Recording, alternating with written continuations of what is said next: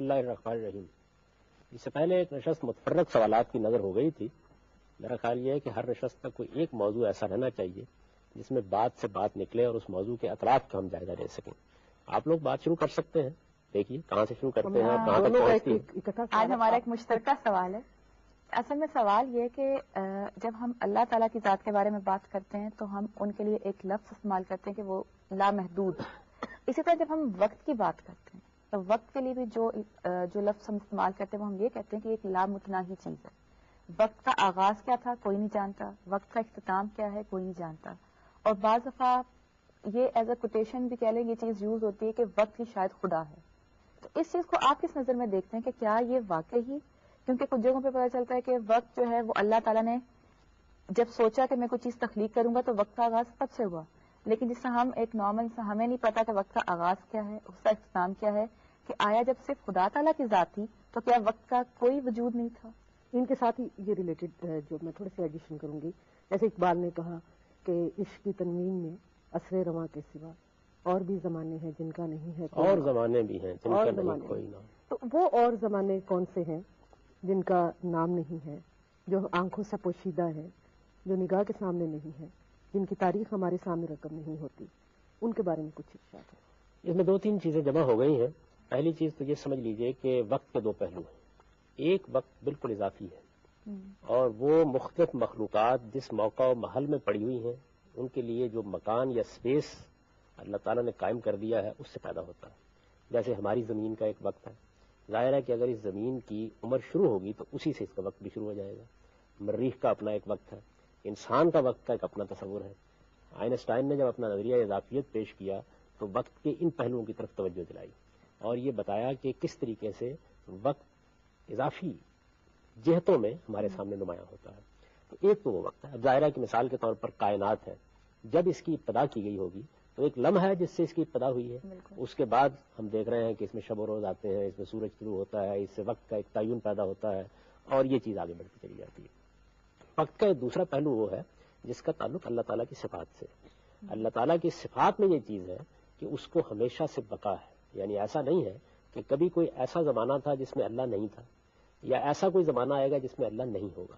تو ایک وقت وہ ہے جو ذات خداوندی کے ساتھ قائم ہے, وہ اس کی بقا سے, اس کی صفت بقا سے منتزع ہوتا ہے, اس سے نکلتا ہے. اور ظاہر ہے کہ وہ ازلی اور ابدی ہے جس طرح اللہ کی صفات ازلی اور ابدی ہے. یعنی اللہ تعالیٰ چونکہ باقی ہے, اول ہے, آخر ہے, تو اس لحاظ سے جو زمان اللہ تعالیٰ کے ساتھ متعلق ہوتا ہے یا اس کی صفت سے جس کا انتزاع ہوتا ہے وہ تو ابدی ہوگا. اور ایک وہ زمان ہے جو ہمارے لیے پیدا ہوتے رہتے ہیں, یعنی اللہ کی رحمت ہے. اب آپ یہ نہیں کہہ سکتے کہ اللہ کی رحمت ایک وقت میں تھی اور ایک وقت میں نہیں تھی. اللہ تعالیٰ کی صفت تخلیق ہے, آپ یہ نہیں کہہ سکتے کہ وہ ایک وقت میں ان میں پائی جاتی تھی اور ایک وقت میں نہیں پائی جاتی. اللہ تعالیٰ اس کائنات کے نظم کو چلا رہے ہیں. اب اس کائنات کے نظم کو چلانے سے پہلے بھی, جب یہ کائنات وجود میں نہیں آئی تھی, اس وقت بھی ظاہر ہے کہ وہ نظم کو چلانے والے تھے, مالک اور خالق تھے. یہ صفات ان کے اندر ہمیشہ سے موجود ہے, یعنی ان کی ذات اپنی صفات کے ساتھ ہی ہمارے سامنے آتی ہے. تو اسی لحاظ سے ان کی بقا سے, یعنی چونکہ اللہ باقی ہیں, وہ کبھی فانی نہیں ہے, وہ اول بھی ہیں اور وہ آخر بھی ہیں, وہ باطن بھی ہیں اور وہ ظاہر بھی ہیں. تو اس لیے وقت کا ایک پہلو وہ ہے جو ذات خداوندی کے ساتھ قائم ہے, اور ذات خداوندی کے ساتھ جب وہ قائم ہوتا ہے تو اللہ کی صفت بقا کی وجہ سے وہ ازلی و ابدی ہو جاتا ہے. اور وقت کا ایک پہلو جو وہ ہے جو ہمارے ساتھ متعلق ہے. اس کا مطلب ہے جو وقت اضافی وقت جس کو ہم کہہ رہے ہیں جو ہم اپنے لیے استعمال کرتے ہیں, اس کے لیے ہم جو یہ لفظ استعمال کرتے ہیں لامتناہی کا, وہ نہیں کرنا چاہیے, کیونکہ اس کا ایک آغاز بھی ہے, ایک پوائنٹ ہے جہاں سے یہ شروع ہوا اور ایک پوائنٹ ایسا ضرور آئے گا جہاں یہ ختم ہو جائے گا. اور جو تو اس کا مطلب ہے وہ کنفیوژن ہم لوگ خود کریٹ کر رہے ہیں کہ ہم اللہ تعالیٰ کا جو بقا کی وجہ سے جو وقت ہے اس کو ہم اپنے اضافی وقت کے ساتھ مکس کر رہے ہیں اور ہم اس کو ایک ہی سینس میں لے کے, اور انسان کی پیدائش اور اس کا جو اختتام ہے وہ اس کا وقت ہے, اس کا وقت ہے. اسی سے غلط فہمی پیدا ہوتی ہے. دیکھیے ایک وہ وقت ہے جو مخلوقات کے ایک مخصوص موقع و محل میں آ جانے سے پیدا ہو جاتا ہے. ٹھیک ہے, میری پیدائش ہو گئی, ایک وقت کی ابتدا ہو گئی. مجھے زمین پر رکھا گیا, اس میں چاند سورج کی ایک خاص گردش وجود میں آ گئی, اس سے ایک وقت پیدا ہونا شروع ہو گیا. تو یہ تمام اضافی اوقات ہیں اور یہ پیدا ہوتے رہتے ہیں, یہ ختم ہوتے رہتے ہیں, اور اسی طریقے سے ان میں تغیرات اور تبدیلیاں بھی آتی رہتی ہیں. اور ان کا جو شعور ہمیں حاصل ہوتا ہے یہ بھی بڑی حد تک اضافی ہوتا ہے. یعنی آپ یہ دیکھیے نا کہ جدائی کی گھڑیاں مہینوں میں گزرتی ہیں, اور خوشی کے پل اور سیکنڈوں میں گزر جاتے ہیں. بعض اوقات اس کے مہینے ایسے ہوتے ہیں کہ لمحوں میں ختم ہو جاتے ہیں. تو اس میں ہماری نفسیات متعلق ہوتی ہے، زمان متعلق ہوتا ہے، ہمارے گرد و پیش کا مکان متعلق ہوتا ہے، ہمارا اپنا مقام کیا ہے، اس کے اثرات اس پر ہوتے ہیں. تو یہ تو اضافی پہلو ہے وقت کا. لیکن وہ وقت جو اللہ تعالیٰ کی صفات میں سے ہے، یعنی اللہ تعالیٰ کی بقا کی صفت سے جس کا انتظار ہوتا ہے، وہ ظاہر ہے کہ اللہ تعالیٰ کی صفات ہی کی طرح ہمیشہ سے ہے، ہمیشہ رہے گا، وہ ان کے ساتھ قائم ہے. اور چونکہ ان کا کوئی اول نہیں ہے، ان کا کوئی آخر نہیں ہے، یعنی ایسا نہیں کہ اللہ تعالیٰ کی ذات کی یہاں سے ابتدا ہوئی ہے اور یہاں اس کا خاتمہ ہو جائے گا. وہ ہمیشہ سے ہیں، وہ ہمیشہ رہیں گے. ظاہر ہے یہ ہماری تعبیریں ہیں جو ہم اختیار کرتے ہیں. قرآن نے اس کو بیان کیا کہ هو الاول والآخر والظاہر والباطن، یعنی اللہ ہی اول ہے، اس سے پہلے کچھ نہیں تھا. اللہ ہی آخر ہے، اس کے بعد کچھ نہیں ہوگا. اللہ ہی ظاہر ہے، آپ یہ نہیں کہہ سکتے کہ وہ یہاں موجود ہے اور اس کے اوپر کوئی چیز ہے. اللہ ہی باطن ہے، آپ یہ نہیں کہہ سکتے کہ یہ ایک چیز ہے جس کے نیچے اللہ واقع ہے. تو اس لحاظ سے قرآن مجید نے یہ بتا دیا کہ زمان اور مکان کے جو ہمارے تصورات ہیں اللہ تعالیٰ ان سے بالا ہے. دو چیزیں اول اور آخر کے الفاظ زمان میں ہمارا جو تصور پیدا ہوتا ہے اس سے اللہ کو بالا تر قرار دیتی ہے، اور جو ظاہر اور باطن کا ہے وہ مکان کے بارے میں جو ہمارا اسپیس کے بارے میں تصور پیدا ہوتا ہے اس سے اللہ تعالیٰ کو بالا تر. وقت کی ایک سے زیادہ تعریفیں کی جا سکتی ہیں ہر جگہ کرنے کی بات یہ ہے کہ وہی وقت ہمارے ہاں 24 گھنٹوں کے ایک خاص نظام میں بندھا ہوا ہے، وہی مریخ میں کسی اور نظام میں بندھا ہوا ہے، چاند میں کسی اور نظام میں بندھا ہوا ہے. آپ دیکھیے وزن ہے، ہمارا وزن ہماری کشش کے لحاظ سے اور ہے، چاند پر جا کر اور ہو جائے گا، کسی اور جگہ کو اور ہو جائے گا. تو مخلوقات کے معاملات اضافی ہیں بنیادی طور پر، یعنی وہ ہمارے موقع، محل، مقام اور ہمارے تعینات سے پیدا ہوتے ہیں. اللہ تعالیٰ کی صفت بقا سے جو وقت کا انتظار ہوتا ہے اور جو تصور پیدا ہوتا ہے وہ ظاہر ہے کہ ازلی و ابدی ہے. ان دونوں کو الگ الگ رکھا ہے. پچھلی بحث سے یہ چیز تو ثابت ہوگی کامل صاحب کہ گاڈ جو ہے اس سے آپ نے ٹائم اینڈ اسپیس، اس کی جو لمیٹیشن ریسٹرکشنز تھیں اس سے تو آزاد کر دیا. لیکن جو بہت امپورٹنٹ کنسیپٹ فزکس کا ساتھ، میٹیریل فزکس کا ساتھ آ جاتا ہے وہ ہوتا ہے میٹر کا. اب ٹائم اینڈ اسپیس سے مبرہ تو وہ چیز ہے لیکن ظاہر ہے وہ ایگزسٹ کر رہی ہے، تو وہ کس فارم میں ایگزسٹ کر رہی ہے؟ دیکھیے یہ جو آپ کا سوال ہے یہ اصل میں اس سے اوپر ایک سوال تک پہنچ جاتا ہے، اور وہ سوال یہ ہے کہ ہم ذات خداوندی کو کیا اس کائنات میں رہتے ہوئے متعین کر سکتے ہیں؟ یعنی ذات خداوندی کو متعین کرنے کا مطلب یہ ہے کہ کیا ہم یہ فیصلہ کر سکتے ہیں کہ اس کا کوئی جسم ہے، اس کی کوئی جہت ہے، جس طرح ہم چیزوں کو دیکھنے کے عادی ہیں اسی طرح کی وہ کوئی شے ہے؟ ظاہر ہے کہ یہ نہیں ہو سکتا، یہ ممکن نہیں ہے. یعنی ہم تو اصل میں مادی اشیاء کو دیکھنے کے عادی ہیں. ہمارے ہاں جو چیز ہمارے پاس موجود ہے وہ نفس اور مادہ ہے، اور ان دونوں کو ہم جانتے ہیں اور ان کی بنیاد پر کچھ قیاس بھی کر سکتے ہیں. لیکن اللہ تعالیٰ کی ذات کیا ان محدودیتوں کے اندر ہے؟ ایسا نہیں ہے. یہ جو میں نے وقت کے بارے میں بھی آپ کو کہا تو میں نے یہ عرض کیا کہ ہمیں یہ معلوم ہے کہ اللہ تعالیٰ کی صفت بقا ہے، یعنی وہ اول و آخر ہے. ایسا نہیں ہے کہ وہ ایک وقت میں شروع ہوا ہے اور ایک وقت میں ختم ہو جائے گا. تو اس لیے اس سے زمان کا ایک تصور تو ہم پیدا کر لیتے ہیں، لیکن ذات خداوندی کی صفات کو ہم کچھ سمجھتے ہیں. ذات کیا ہے اس کو جاننے کا ہمارے پاس کوئی ذریعہ نہیں ہے. اور یہ انسان کو بتایا گیا ہے، سکھایا گیا ہے یہ کہ انسان کیا سیکھ سکتا ہے، کیا جان سکتا ہے. وہ ان چیزوں کو جان سکتا ہے جو اس کے حواس کے دائرے میں آتی ہیں اور ان پر قیاس کر کے وہ نامحسوس کا استنباط کر لیتا ہے. یعنی محسوس کو سامنے لاتے ہیں اور اس سے نامحسوس نکال لیتا ہے. ذات خداوندی کی کوئی ایسی چیز نہیں ہے کہ جس کو ہم یہاں کسی مماثل شکل میں بھی، ادنا شکل میں بھی دیکھ سکیں. یہی وجہ ہے کہ سیدنا موسیٰ علیہ السلام نے جب یہ خواہش ظاہر کی کہ میں آپ کو دیکھنا چاہتا ہوں، تو قرآن مجید نے یہ بتایا کہ اللہ تعالیٰ نے ان کو یہ بات سمجھانے کے لیے کہ مسئلہ یہ نہیں ہے کہ اللہ تعالیٰ اپنی ذات کا جلوہ دکھا نہیں سکتے، مسئلہ یہ ہے کہ انسان اس کا تحمل نہیں کر سکتا. یعنی یہ انسان کے حدود سے باہر ہے. تو ایک تجلی پہاڑ پر ہوئی اور سیدنا موسیٰ اس کو برداشت نہیں کر سکے. تو پھر اللہ تعالیٰ نے یہ فرمایا کہ دیکھو جب تم اس کو برداشت نہیں کر سکتے تو پھر اس طرح کی خواہش بھی تمہیں نہیں کرنی. اگر اس کی انفلمیشن ہوتی ہے تو اتنی بڑی کائنات بن جاتی ہے، اگر وہ اس کو سمیٹا جاتا ہے تو وہ ایک بلیک ہول بن جاتا ہے. آخر میٹر کا جو آغاز ہے اور جو اس کی کہیں سے تو کوئی ابتدا ہے نا، اس کے حوالے سے اب محسوس سے جب آپ محسوس کو ڈٹرمن کرتے ہیں تو اسٹینڈرڈ سے پھر بھی کچھ نہ کچھ آپ بناتے ہیں. گریویٹی کی آپ ایگزامپل لے لیں، آپ اس کو دیکھ نہیں سکتے لیکن کچھ اسٹینڈرڈز ہیں اس کے کہ یہ یہاں پہ اس طرح فلکچویٹ کرتی ہے، اس طرح یہ ورک آن کرتی ہے.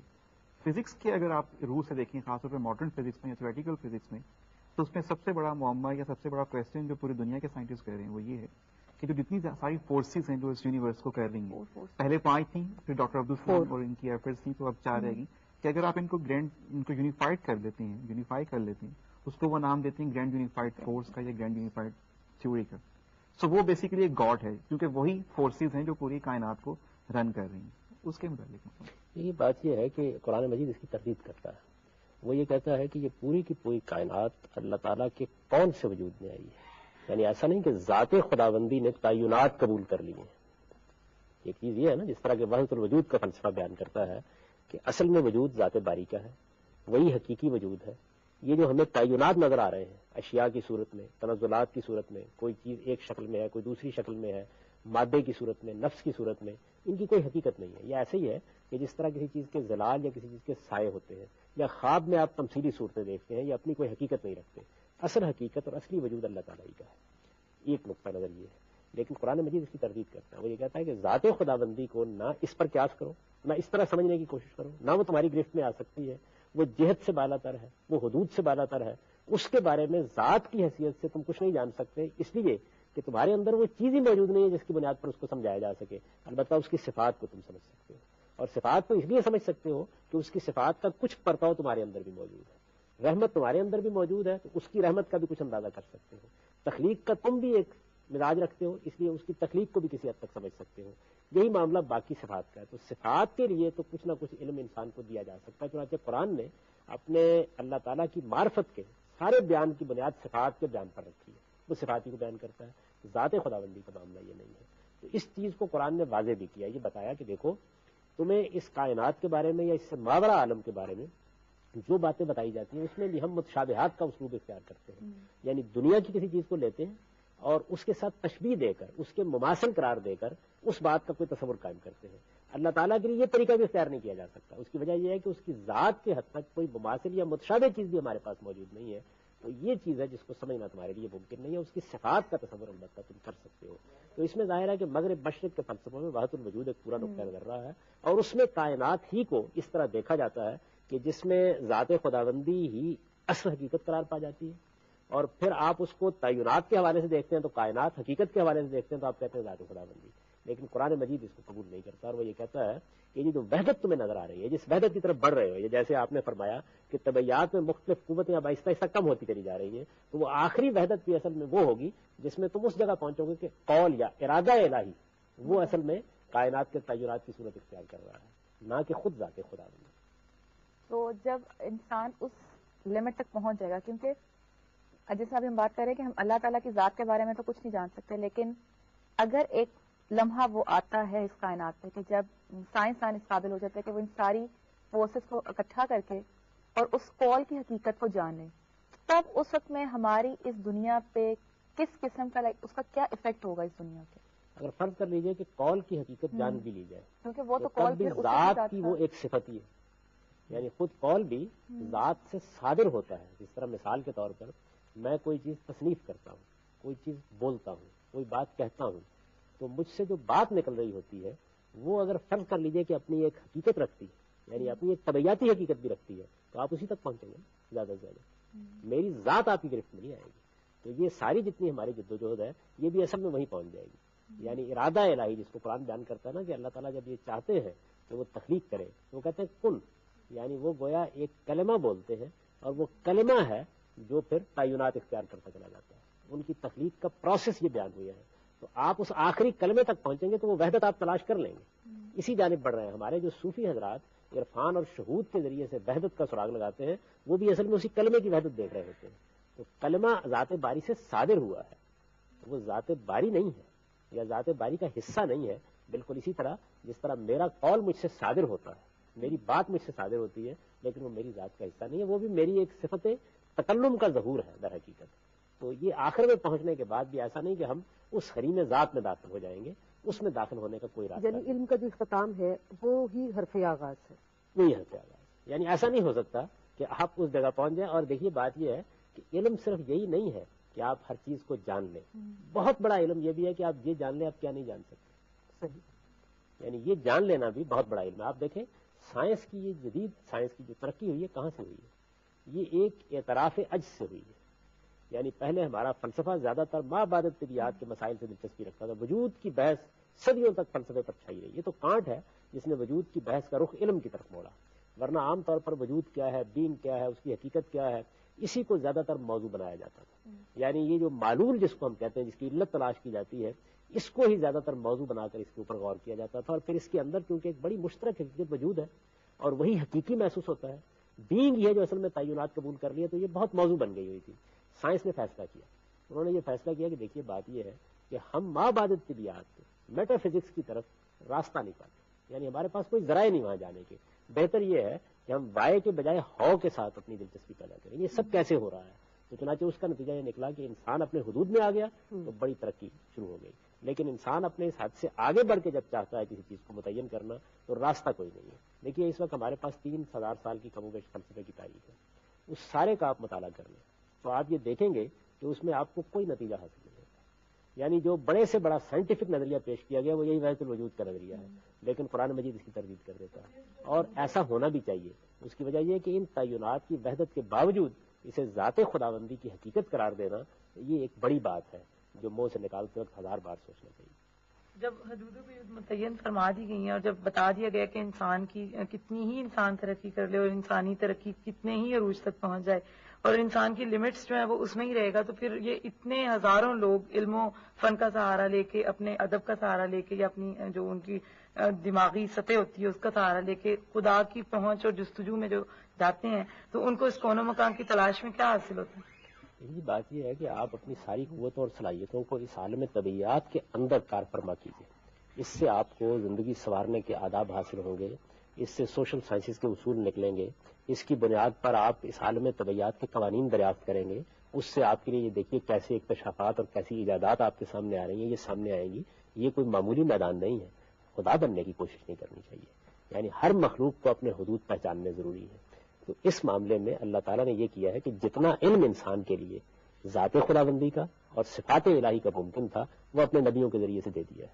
اسی وجہ سے میں ہمیشہ یہ کہتا ہوں کہ مسلمانوں کو اس کی ضرورت نہیں تھی کہ وہ اپنے آپ کو مابعد طبیعات میں خام خواہ غلطان کریں. اس میں تو ان کے پروردگار نے جتنا علم ممکن تھا وہ دے کر اپنے پیغمبر کے ذریعے سے اپنی کتاب ان کے ہاتھ میں پکڑا دی. اس میں ان کو اس کو پڑھنا چاہیے، اس کا مطالعہ کرنا چاہیے. اور اس کتاب کا اصلی کمال یہی ہے کہ وہ انسان کو اس کے حدود بتاتی ہے اور یہ بتاتی ہے کہ تمہارا علم کہاں ختم ہو جاتا ہے اور کہاں سے آگے تمہیں نہیں جانا چاہیے. چنانچہ دیکھیے نا، ایک جلیل القدر پیغمبر کو توجہ دلائی گئی کہ یہ جو کچھ تم چاہتے ہو کہ ذات خداوندی کو اپنی گرفت میں لے آؤ، یہ ممکن نہیں ہے. پھر بتایا گیا کہ لا تدرک الابصار، یعنی وہ چونکہ ہمارے حواس کو اور تمام ذرائع ادراک کو پیدا کرنے والا ہے وہ تو ان کو پا لیتا ہے، لیکن ہمارے حواس اور ہمارے ذرائع ادراک اس کو نہیں پا سکتے. تو اس طرح انسان کو یہ بتایا گیا کہ تمہاری لمٹس یہ ہے، تمہارے حدود یہ ہے، اور اپنے حدود کو جاننا بہت بڑا علم ہے. یہ عالم طبیعیات معمولی عالم نہیں ہے. ہمیں اپنی ساری جد و جہد کا محور اس کو بنانا چاہیے. دیکھیے مسلمانوں کے ہاں جو ہماری ذہین عناصر تھے، جو غیر معمولی ذہانتیں ہمارے یہاں پیدا ہوئی ہیں، انہوں نے مابعد طبیعیات کے مسائل کو اپنا اصل موضوع بنایا. میں جو توجہ دلا رہا ہوں وہ یہ کہ ہمارے پاس قرآن مجید موجود تھا، اس وجہ سے ہمیں اس کی ضرورت ہی نہیں تھی. ہماری توجہات کا مرکز یا تو قرآن اور اس کا فہم بننا چاہیے تھا اور یا طبعی علوم بننے چاہیے. جب یہ دونوں چیزیں ہمارے ہاں ہماری توجہات کا مرکز نہیں رہیں تو یہی چیز دنیا میں ہمیں پیچھے لے جانے کا باعث بن گئی. کیونکہ مابعد طبیعیات کے علوم میں انتہائی اشتغال کے باوجود بھی حیرانی اور سرگردانی کے سوا آپ کے سامنے کچھ بھی نہیں آ سکتا. جبکہ اللہ کی کتاب آپ کو صحیح حدود بتاتی ہے، یہ بتاتی ہے کہ آپ کیا جان سکتے ہیں، یہ بتاتی ہے آپ کیا نہیں جان سکتے. جتنا جان سکتے ہیں اس کے بارے میں آپ کو بڑا واضح علم دیتی ہے اور پھر آپ کی توجہات کو اس کائنات کی طرف موڑ دیتی ہے تاکہ اس عالم طبیعیات کا آپ مطالعہ کریں. یہ جو آپ کی فزیکل دنیا ہے اس کا مطالعہ کریں اور اس کا مطالعہ کر کے یہ جاننے کی کوشش کریں کہ اس میں کیا قوانین کار فرما ہے. کیونکہ اس کے ذریعے سے آپ اپنی معیشت کو، اپنی معاشرت کو، اپنے تمدن کو، اپنی تہذیب کو یہ سب کچھ دے سکتے ہیں جو آپ دے رہے ہیں. اور اسی کا یہ نتیجہ نکلتا ہے جب یہ آپ ان علوم میں اشتغال پیدا کرتے ہیں کہ اس کے ذریعے سے آپ اللہ تعالیٰ کی بھی وہ معرفت حاصل کرتے ہیں کہ جو معرفت آپ کے ایمان کو محکم کرنے کا باعث بنتی ہے. ایک آدمی ننگی آنکھ سے اس کائنات کو دیکھتا ہے، ایک آدمی دوربین سے اس کائنات کو دیکھتا ہے، ایک آدمی علمی اور عملی جد و جہد سے اس کائنات کو دیکھتا ہے، علمی جہاد سے اس کائنات کو دیکھتا ہے. ظاہر ہے اس کی معرفت میں اور ہماری معرفت میں بہت فرق واقع ہو جاتا ہے. تو اس معرفت کا ذریعہ بھی یہ علوم بنتے ہیں کیونکہ اصل میں یہ عالم ہی ہے جو اللہ کی آیات ہمارے سامنے پیش کرتا ہے. اور اسی کو دیکھ کر ہم یہ کہہ سکتے ہیں کہ ابھی اس راہ سے کوئی گیا ہے، کہہ دیتی ہے شوقی نقش پاس. وقت ختم ہو گیا، اس نشست کو اس پر ختم کرتے ہیں. وآخر دعوانا الحمدللہ رب العالمین. ویڈیو کو لائک کریں اور چینل کو سبسکرائب کریں.